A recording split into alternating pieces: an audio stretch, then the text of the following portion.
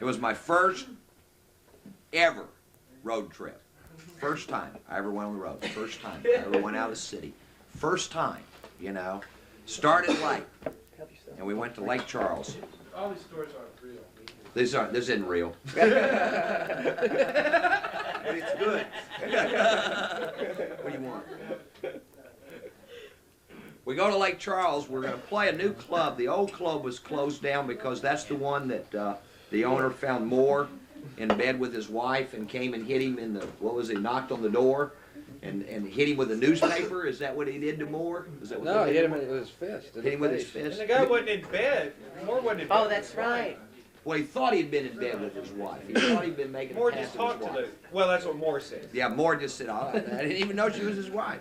As God is my witness. You don't believe in God. Oh, you're so critical. Rules.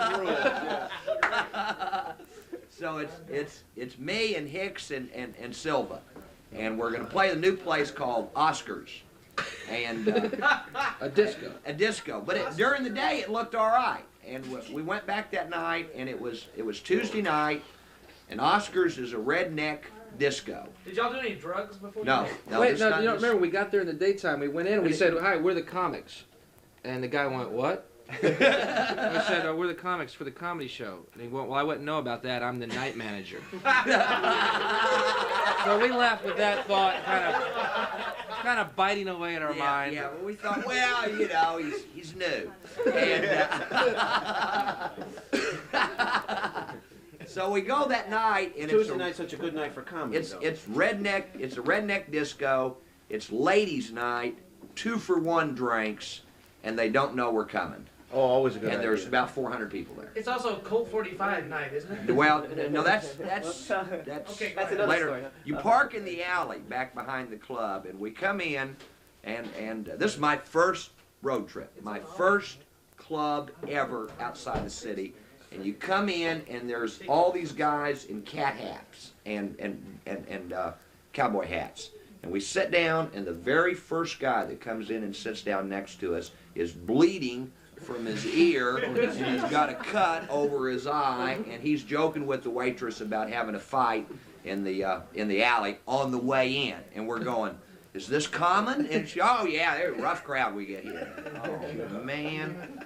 And so the place is jammed, and they're all there to get laid and drink. They have no idea there's comedy that night. And at 10:30 at night, after they were already good and drunk and dancing and 2-for-1 drinking, the guy clears the dance floor, and he looks like he's got the beer belly and the crew cut, and he looks like a Ku Klux Klan recruiter. And he goes, I paid a lot of money for these goddamn comics from Houston. You better think they're goddamn funny. Here's the first one, Ron Shaw. Did you write that intro out for him?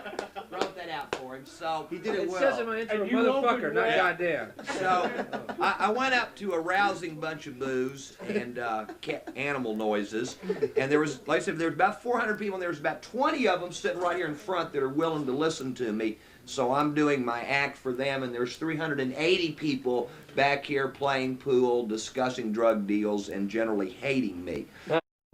Blowjob! Blowjob! And I said, is he asking or offering? And the group of people that were listening kind of, and I continued on with my act, and you can't see from the stage, but you can sense. This is like a blur. And I could sense the crowd being parted. And A large object. some force coming through the crowd, and this guy jumps up on stage with me. He has got tattoos on his arm. He's wearing motorcycle boots. He's about 230 pounds, and he walks over and he grabs me by the cheek and he lifts me up in the air and he goes, I'm asking. And I said, you're not my type. And he dropped me. and he goes off and they're high-fiving him, right? So, Comic 0, Redneck 1. this is my first ever like an out-of-town Oilers game. gig, okay? And so I get off the stage to nothingness, and Silva goes up next, and I don't know how long he does. He just talked to himself. No one listened. No one listened. It was bizarre. I mean, everyone was just talking, and he was just. You could see his lips moving. I'm still. But like a professional, he did his fucking time. He slunk through some legs, and he was back at the bar.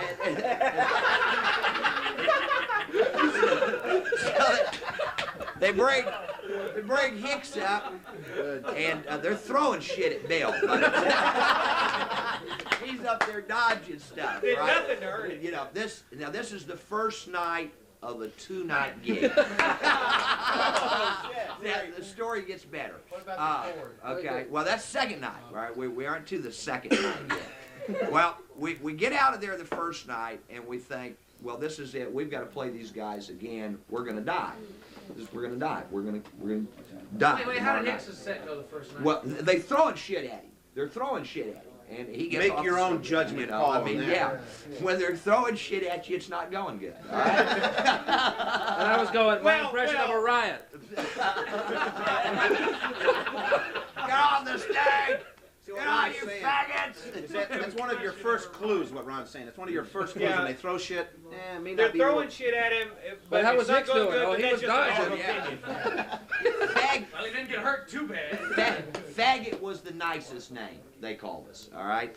And so we decided that since we're going to have to do it the next night, again, that the only thing to do is to take some LSD and go Sure. back in, because we're going to die. If I'm going to die, I'm going to die exceptionally fucked up. So me and Hicks take a tab of LSD, and we go back to the club. We decided that the first night, the reason we had the problem was that because I was not a good MC. So we're going to have Silva MC, and I'm going to do 10 minutes in the middle. Now wait, Fast hot ostensibly 10. Silva took one with him. Yeah, but Silva said he took one, but he didn't get off. And that was too good of acid. He would have had to get off. I turned into a werewolf in front of Silva's eyes, and he Yeah. didn't get off. He did, yeah. Silva says, no, I took that shit, but I can get off. Yeah, okay, Bill, you took it, okay. So we go up there that night, and there's not as many people that night, thank God. There's only maybe 250 the next night. And Silva goes up, and the very first thing, he goes on stage, and he walks up, and he says, I'm Bill Silva, and a guy sitting at the bar goes, I hope you're funnier than you were last night, because I've got my gun with me. Oh, God. Silva said, God, I wish you hadn't said that. Hicks and I, who are tripping in the back of the room, are going, they're armed! They're armed! We're gonna die! They're armed! And we're on that verge of panic that you get when you are really, I mean, it's, you know, you're talking about being paranoid in the cab. We have every reason to be paranoid. They are threatening our lives if real we're not weaponry, funny. yeah. With Well, real that's weapons. no real reason. Yeah, we were overreacting.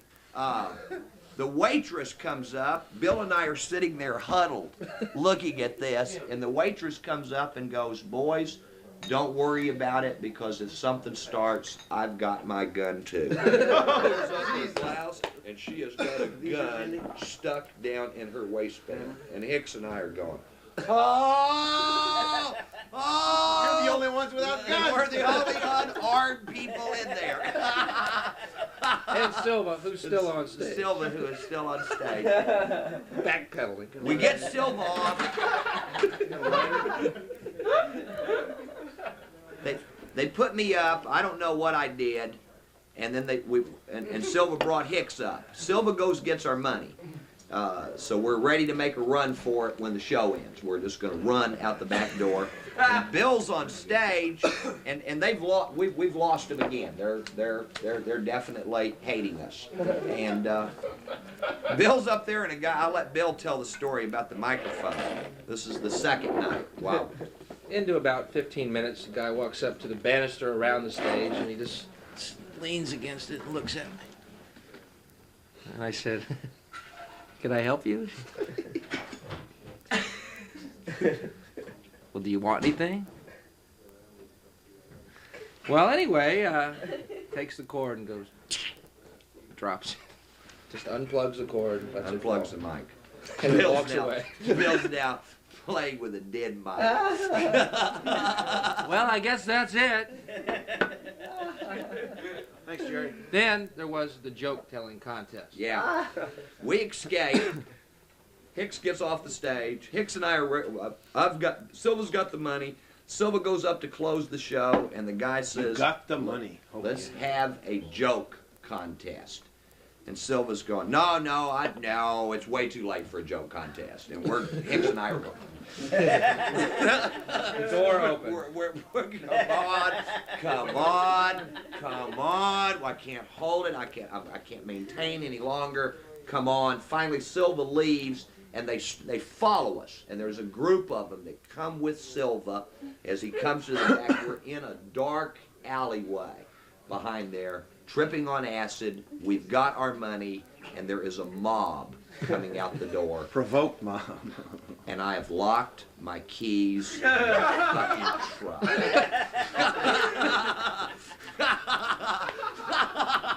Is that what you do? There's no business like show business there. No business. Show business. Break it with your fucking outfit. Me and Silver are trying to convince Ron, is it insured? Let's leave it. We'll leave it. No, I can't leave my truck. They'll Hey, trash look, it. they'll probably dump it in the lake. You'll get a new truck. Leave Take a the window. truck. $80 window. And again, this is your first. These are my first Oh. 2 nights on the road. Your first night on you have the greatest first. It's your first night on stage. First performing as night a on comedian. stage that I ever went up. Wait, did you finish the story? What Yeah. happened? We got away. What happened to the truck? How'd you We get got it? away. I got the window You got open and we. So I got a coat hanger in my Tell the car. fucking story, aren't I? Coat hanger in my car. Silva just went, fuck it, Jimmy, the inner window. Yeah. There's. Silva is very resourceful in these He times. is. He is. Get out of the way, Ron. I know what I'm doing. I've seen this on Kojak. Hey, Hicks, He's a businessman. He knows how to. with his, Bill, with his act, he has to be resourceful. He has a lot of outs, a lot of options. Ron. Oh, and and during this time, Silva, not Mr. Bodier. during this time, they're hurling whiskey bottles at the cars, yelling, "Come on, faggots, let's go downtown." Ron's very first night on stage. His first of the fucking. Oh, Ron's I first was night on there. stage. Me and Barbara were Oh, there. we were all there. Me and come on. Pineapple and Huggins. Pineapple, these guys, I I've was never there. seen these guys before. I'm 40 years old, okay? And I've decided to get in comedy. This is my first night ever on stage.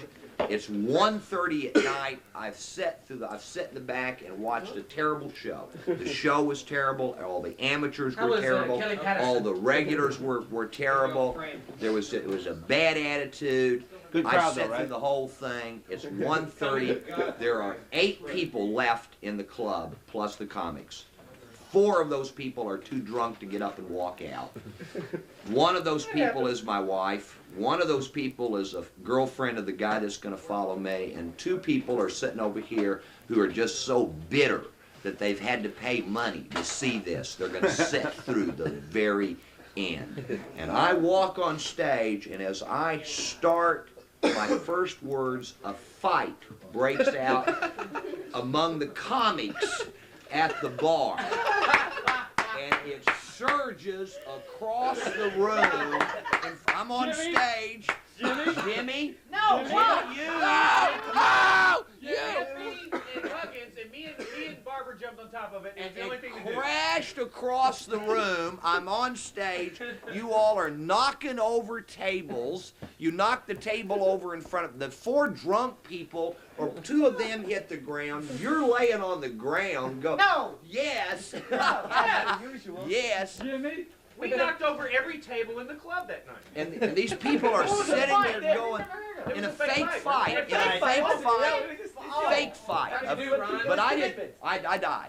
I died. But I didn't, see, they don't remember, the guys don't remember me because they remember the guy after me. Yeah. The guy after me No, was... the guy before you. No, the guy After, we haven't after told- me. After me. I leave the stage after about 2 Connie. minutes of a fight. Connie. Huh? Wasn't it Connie? No, It's the a- guy with the balloons. The guy with the balloons. He was a little Yeah. short, fat, faggot, swishy guy Can I quote that you? had balloons, and he took balloons up on stage, and I'm ready to cry. Okay, you know, I'm just, you know, I can't believe. Dan Merriman was the MC, and as I left the stage, you all were still on the floor. Okay, there's still the fake fight going on. Customers are laying down on the ground. The two bitter people are still just staring at us like, I expected this. And my wife is going, he quit a really good job. In this As I'm environment. leaving, my ex-wife, as I'm leaving yeah, the that's over there. stage, Which Merriman goes, yeah, my last wife. As I'm leaving the stage, Merriman goes, it takes a lot of courage to do this. That's a good line.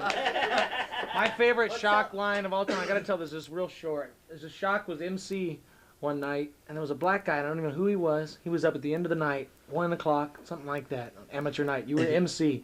And this guy was like 6 people left in the crowd, and they were all fixing to get up and leave and clearing their tabs and shit. And this guy was talking, nobody was paying attention, nobody could understand him. And the guy his voice was just tailing off. Because nothing was happening. He was just going, well, and then I went to, you know, down to... And Ron's MC, and Ron's leaning closer and closer towards the stage from the corner of the bar, that bar stool. And he just looks up at the guy. There's 6 people left, and he goes, that'll be enough, John. You gave him the light. He just said, that'll be enough, John. And the guy went, okay, let me wrap it up. Finish telling. Finish your Finish telling story. about the Finish facts. this- okay, the fag goes up on stage after me, and Andy Huggins starts throwing shit at him, right? Oh, goddamn faggot bringing balloons over here. Oh, you As I leave with my wife, Jimmy Pineapple is laying on the ground and says to Heather as she goes by, says, come back and see me sometime.